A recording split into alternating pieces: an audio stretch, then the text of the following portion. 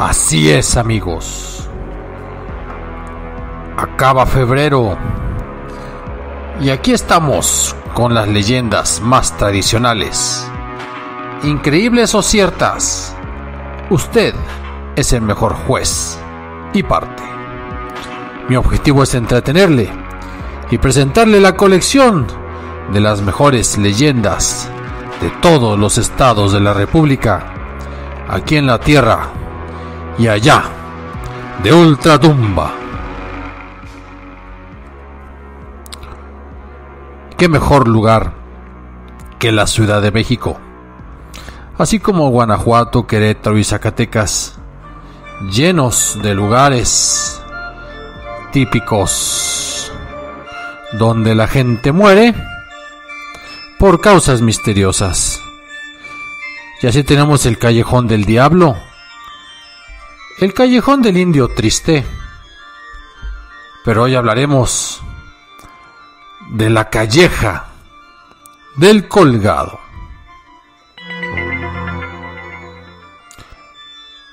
Nos encontramos en los años finales del siglo XVI. Aquellos vecinos de la Nueva España, integrados por esa curiosa mezcla de indios, mestizos, españoles, ya algunos criollos y bastantes frailes peninsulares, vivían en permanente temor debido a la gran cantidad de crímenes que ocurrían a diario. Al parecer, ejecutados por el mismo sujeto. Cualquier semejanza con el presente es mera coincidencia. Por las noches, en cualquier momento, se escuchaban fuertes alaridos en la calle que el asesino profería mientras escapaba. La población sabía que se acababa de cometer un crimen y entonces ponían seguro a las puertas y a las ventanas les ponían fuertes trancas. Pero algunas personas lo llegaron a ver. Eso afirman. Corriendo, gritando y aún empuñando la daga, ese ser terrible parecía volar entre las calles empedradas. Todos los que lo vieron o lo escucharon creyeron que era el mismísimo demonio. Así, el fraile Sanabria, que en una de esas noches, en compañía de un mestizo, regresaba de dar una confesión, se detuvo. De lejos lo vio, pero enseguida escucharon una voz desesperada: ¡La ronda! ¡Venid, alguaciles! ¡Dios mío, por favor, venid! Temerosos, corrieron y se acercaron al lugar de donde provenían el llamado, y allí encontraron a un hombre inclinado sobre otro que yacía en el suelo, cubierto de sangre. Dios mío, ¿qué sucede? Mi hermano se muere, padre. Ha sido acuchillado por ese demonio. Confesadle, por Dios. Fray Sanabria se inclinó hacia el herido, le tomó la cabeza entre sus manos, mas se dio cuenta de que agonizaba. Lo siento, caballero, solo puedo darle la extremunción. No es posible, padre, ¿acaso va a morir? Callad y dejadme hacer. El fraile Sanabria, con la cruz y el rosario en mano, procedió al sacramento. Luego cerró los ojos del muerto y lo cubrió con su túnica. La ronda pasó en esos momentos. Se acercó al grupo. El hermano del difunto se adelantó. Mirad, mi hermano don Jimeno ha sido víctima de ese demonio. Ira de Dios, otro muerto acuchillado sin piedad. Pero ¿qué mano perversa es capaz de tal infamia? Lo vimos, capitán. Creo que es el mismo diablo. Perdonad, padre, pero para mí que es obra de un malvado. Hombre o demonio, sois la justicia. Detenedle. ¿Qué más quisiera? Pero bien sabéis que ese tan luego ataca dentro de la ciudad como fuera de la traza. En efecto, el criminal daba muerte a sus víctimas en cualquier rumbo de la capital, sin que fijase un patrón del tipo de personas. Lo mismo perecerían hombres que mujeres, pobres y ricos. Lo único común era la puñalada honda y certera que asestaba en el pecho, de manera que el atacado moría casi al instante. Despoblada prácticamente la ciudad en ese entonces, no siempre se escuchaban los alaridos del asesino ni los ayes del moribundo. Solo se encontraban los cadáveres frescos aún o en los inicios de la descomposición. Cuando esto ocurría, los pobladores daban por atribuir el crimen al demonio, pues la soledad de los parajes nocturnos propiciaba la fantasía. Otros más incrédulos lo negaban. Así, cuando se encontró el cadáver de don Pedro de Villegas en las afueras de la ciudad, y se observó que el tipo de herida era más fino, producto de una espada o otra arma, y también que había varias heridas en su pecho y no una como se sabía acostumbraba a dar el demonio, un conocido del difunto señaló su sospecha.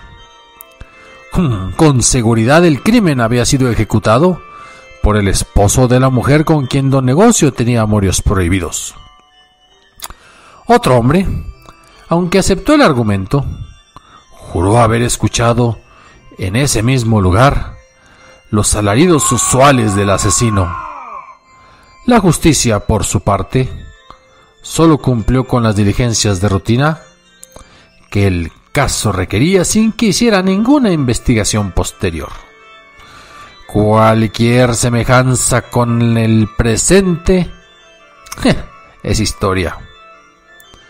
Pero los crímenes continuaron, por lo que el virrey don Luis de Velasco II reunió a las autoridades civiles y eclesiásticas de todo el virreinato para darles a conocer su mandato, mismo que decía: yo, el virrey don Luis de Velasco II, ordeno en relación a los crímenes que agostan a la Nueva España, que si se trata de un ser demoníaco, que se haga cargo del asunto el Santo Oficio, y si es de este mundo, la justicia, a fin de aplicarle al criminal el más horrible y cruel de los castigos. De modo pues, que para un mismo fin, la justicia de Dios y del virrey trabajarán por separado. Solo le faltó decir al César lo que es del César y a Dios lo que es de Dios. Así pues, durante varias noches se pudo ver a los religiosos recorrer las calles con las cruces y utensilios necesarios para el exorcismo. Mientras tanto, el capitán y sus lanceros hacían lo propio. Los soldados y religiosos llegaban tarde cuando el asesino atacaba. La víctima yacía moribunda y el responsable había escapado. Ciertamente oyeron sus alaridos, pero se confundían sobre el lugar de procedencia de estos. Los religiosos también lo vieron correr, y aunque hicieron el esfuerzo de perseguirle, pronto desapareció de su vista. El asesino se escabullía con presteza. Parecía ser hombre y demonio a la vez. Un demonio que tenía, a decir de un fraile, un pie de cabra y otro de gallo, o que era una bruja, como señalaba uno de los oidores que formaba parte de la comitiva. Cansados y temerosos, pues estos frailes simplemente oraban en la plenitud del sereno nocturno para alejar el maleficio que asolaba a la ciudad virreinal. Después de un tiempo, la persecución cesó. Aun cuando el sentir general era aprensivo, las actividades de los pobladores se realizaban de manera acostumbrada. Entre ellos el oidor mayor, don Álvaro del Peredo y Zúñiga, que laboraba como siempre en su casa en la calle de la Cadena. Una mañana, el sirviente del oidor entró en su despacho para comunicarle, sumamente nervioso: «Perdonad, señor amo, pero un hombre pregunta por vos». «Decidle que me vea en la audiencia». «¿Qué?». «Le dije, señor, pero él insiste, dice que es un asunto secretísimo relativo al demonio criminal». «¿Pero qué dices?». Hacedle pasar y dejadme a solas con él. El oidor lo esperó de pie. Entró un hombre de aspecto modesto que se presentó. Buenos días, vuestra señoría. Soy Lizardo de Ontuñano, natural de San Lucas, taonero de oficio. Me atrevo a molestaros porque... ¿decís que conocéis la identidad del asesino, del diabólico ser? Así es, señor oidor mayor. Le he seguido varias noches y le he visto atacar a sus indefensas víctimas. ¿Y después? Continuad. Le he seguido y le he visto entrar a su casa. El oidor mayor se puso de pie, resuelto. No perdamos tiempo. Vayamos a la audiencia. Ahí se os dará fuerte recompensa por revelar la identidad del criminal.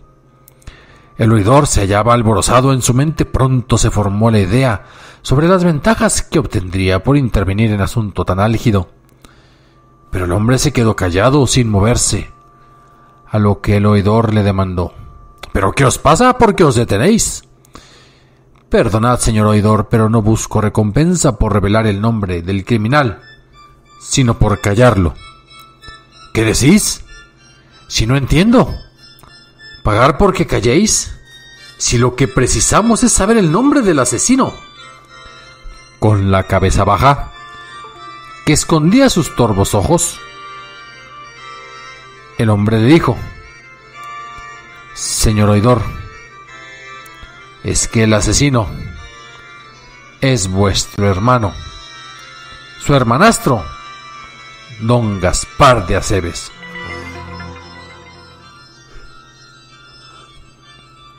No es posible. Mi hermano está enfermo, pero criminal no es. El oidor dejó al hombre en el despacho. Averiguadlo, vuestra señoría, le comentó. Caminó hasta la habitación de su hermanastro. Abrió la puerta. Y grande fue su estupor cuando revisó el lecho de éste. Encima de las mantas sucias y revueltas se hallaba una capa, cuyo embozo tenía manchas de sangre. Y sobre éste yacía un puñal, con el filo cubierto por abundante sangre reseca. Es la sangre de sus víctimas, Dios mío. Cuando regresó donde lo esperaba Lizardo, el oidor iba anonadado. Todavía dudó por un momento, le costaba creerlo, pero ahí estaban las pruebas. Además, sabía que su hermano no estaba bien de sus facultades mentales. El taonero esperó un momento a que se repusiera, entonces le dijo: «Os habéis convencido, ¿verdad? Fije vuestra merced la cantidad de oros que ha de darme, que yo me daré por bien pagado». «Idos ahora, señor Lizardo. Ya os avisaré mañana». El oidor abandonó su trabajo ese día, torturado por el descubrimiento, por el conflicto entre su deber y sus sentimientos. Tomada su decisión, al día siguiente entregó una cantidad a Lizardo de Ontuñano, quien le aseguró su silencio. Por otra parte, encerró a su hermano. Sin embargo, el hombre no se conformó. A la primera extorsión continuaron otras. El oidor mayor había desmejorado. Le pesaban los alcances de la enfermedad de su hermano y empezaba a irritarle cada vez más la presencia del extorsionador. Al fin, una mañana, ordenó detenerle. Lo culpaba de ser el autor de los crímenes en serie. Lizardo de Ontuñano, dice en los documentos del Santo Oficio, proclamó su inocencia, pero fue en vano. El juicio se acercaba. Él sabía que podía ser condenado, consciente de la influencia del oidor y de la arbitrariedad de la Inquisición, conocida por todos los habitantes. Pidió hablar con el oidor mayor, pero al tiempo que lo comunicó al carcelero, detrás apareció el oidor para interrogarlo. En la celda, Lizardo quiso chantajear al funcionario con la amenaza de delatar a su hermano si sostenía su acusación, pero el oidor no cedió. Entonces tomaron un acuerdo. El oidor le propuso que declarara conocer al asesino, haberlo visto, pero no saber su nombre ni el lugar de su morada. A cambio de ello, juró dejarlo ir. Por su parte, Lizardo juró guardar el secreto. se llevó a cabo el juicio, con el oidor mayor al frente del jurado. Este le preguntó: ¿confesáis que habéis visto morir a las víctimas, correr la sangre y saber su identidad? Sí, confieso. El oidor se levantó de su asiento para señalarlo. Miembros de este santo tribunal, no hay duda alguna. Aquí tenéis al diabólico asesino. Sometedle a tortura en tanto se decide la forma de matarle. El verdugo lo tomó por los hombros. Violento lo condujo a la cámara de los castigos. Ahí fue sometido al suplicio del potro. Un verdugo daba vueltas a unas barras colocadas en el extremo derecho del cilindro de madera, que a la cabecera del hombre y envuelto en cuerdas jalaba de sus brazos sujetados. Mientras tanto, un fraile lo interrogó sobre las razones de sus asesinatos. Lizardo lo negó todo, y antes de la fractura de sus miembros dijo: «Soltadme. El criminal es el hermano del oidor mayor don Gaspar de Aceves». Pronto, el fraile acudió con el oidor mayor para comunicarle lo dicho por este hombre. Este no dio importancia al hecho, adujo una venganza en su contra y ordenó mayor tortura hasta lograr su muerte, preocupado en el fondo de que siguiera hablando. Pero al fraile se le ocurrió una siniestra idea: castigarle por sus crímenes y por difamación al oidor. Intrigado, este quiso saber de qué manera se haría tal castigo, a lo que el fraile respondió: vivéis en la calle de la cadena. Que sea colgado de la cadena superior de esta gente y delante de todos frente a vuestra casa. El día de la ejecución la gente se agolpaba en las aceras. Furiosa arremetía en contra del reo, que en esos momentos pasaba en medio de la procesión de guardias y religiosos. Una vez que llegaron al lugar, la sentencia fue leída por el pregonero. Colgaron la cadena a su cuello, y entonces el fraile se acercó al hombre ya aniquilado por las torturas. En tono piadoso le expresó: confesad vuestros crímenes para que vuestra alma pueda llegar al cielo. Soy sacerdote. Decidle a ese Dios que invocáis que me permita volver a este mundo para demostrar mi inocencia. No puedo pedir tal cosa. Lo haré yo si llego a vislumbrar el cielo. Y os juro por Dios que vos también sabréis de mi inocencia. A lo lejos, ya aletargado, escuchó la orden de su muerte. Su cuerpo quedó prendido de una de las cadenas superiores de la casa frontal a la del oidor mayor, donde quedó 3 días expuesto al morbo público. Al 4.º día, el cadáver fue bajado. Por su parte, el oidor don Álvaro de Peredo mandó poner gruesas rejas en la habitación de su medio hermano, en el mismo día de la ejecución. Quería asegurarse de evitar sus crímenes, pero a la vez también era una forma de castigo hacia el verdadero criminal, porque el remordimiento lo atormentaba.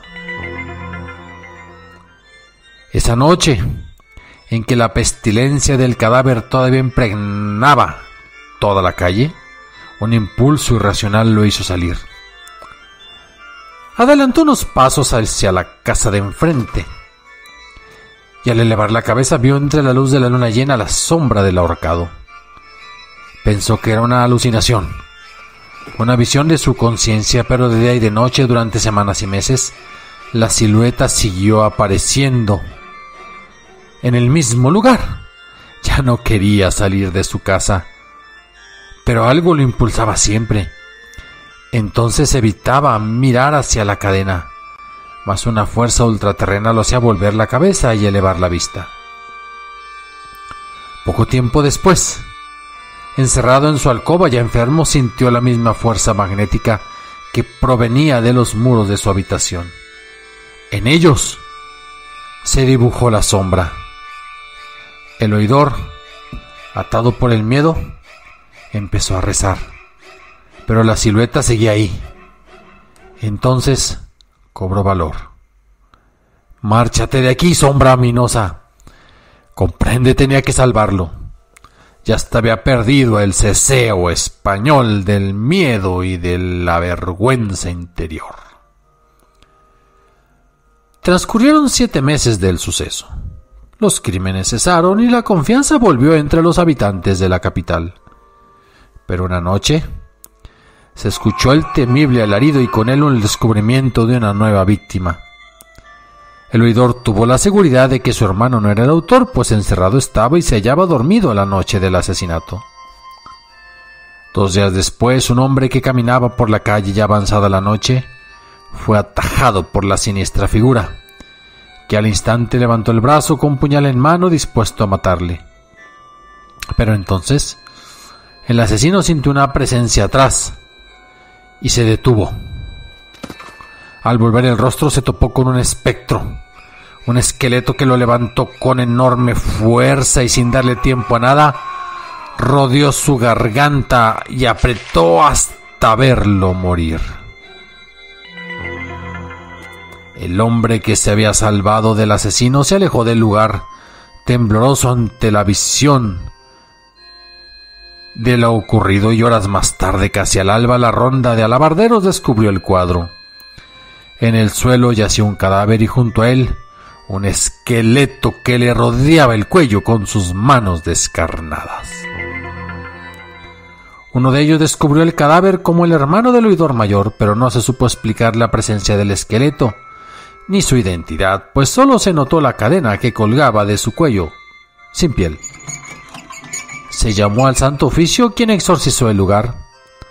Mientras tanto, las autoridades trataban de explicarse el hecho insólito. Al parecer, el esqueleto asesinó a don Gaspar Aceves, pero esto no tenía sentido. Al fin, tuvieron la respuesta.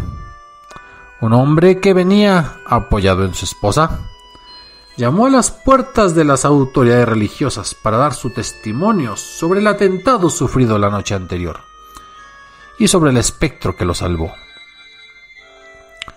Una vez interrogado, quedó claro que el asesino era el hermanastro del oidor. En cuanto al esqueleto, el testigo dijo haber escuchado, acaso como parte de su alucinación, que éste dijo a don Gaspar cuando lo estrangulaba: «¿No me conocéis? Soy Lizardo de Ontuñano, que viene a demostrar su inocencia». Los ahí presentes disimularon su risa, pero el fraile, confesor de Lizardo a la hora de su muerte, contestó muy serio: «Es verdad lo que dice este hombre. Se trata del mismo cristiano a quien dimos muerte, acusado por el oidor mayor. No cabe duda. Yo mismo vi la cadena en su cuello al hacer el exorcismo, pero no creí». Uno de los oidores comunicó: «Pediré instrucciones al virrey. Entre tanto, detendremos al oidor mayor». El fraile contestó: «Demasiado tarde, vuestra señoría. El oidor mayor se acaba de ahorcar». Al día siguiente, el esqueleto fue enterrado en el cementerio. Por mucho tiempo, la calle de la cadena fue denominada como la calle del colgado, el callejón del colgado. No sabemos si debido a la ejecución de Lizardo de Ontuñano o al suicidio del oidor mayor. Sí, la leyenda empezó con la muerte de ambos, pero por mucho tiempo aseguran que las personas que la vieron se mecía cuando caminaban la sombra de un hombre ahorcado bajo esas cadenas que se extendían de un extremo a otro del muro. Así es, amigos, rondan sobre nuestras casas los espectros de los condenados injustamente, y solo nos queda la esperanza que vengan del más allá a cobrar justicia con los malditos asesinos. ¿Quieren escribir? ¿Quieren comentar? ¿Quieren apoyar? ¿Quieren disentir? Háganlo crónicasdeespanto0@gmail.com o en Facebook en Crónicas de Espanto. Créditos a los cuentos coloniales de terror de Editorial Época y a las leyendas tradicionales de la Ciudad de México.